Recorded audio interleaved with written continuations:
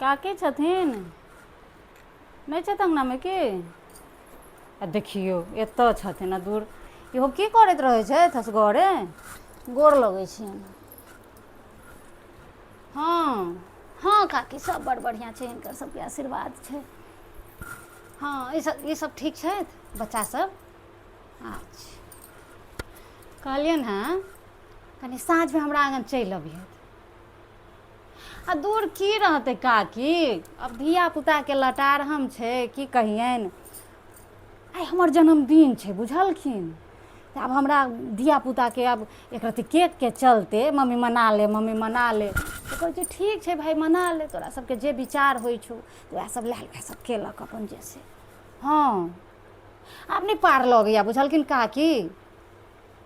हाँ अब कतबो किछो करथुन तऽ कनि मनि खाना पीना सबके ई सबके लटार हम तऽ भइए ने जाइ छै, दू चारि आदमी भइए गेल।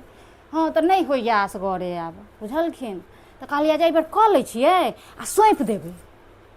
हाँ आब नहि करबै, हाँ एहि बेर सौंपि देबै।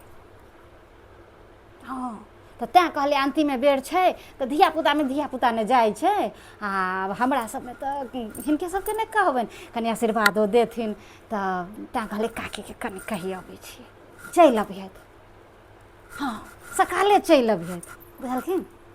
हाँ तऽ ठीक छै तऽ जाइ छियनि, बिसरिहथि नहि अन्तिमे बेर छै एहि बेर चलि अबिहथि।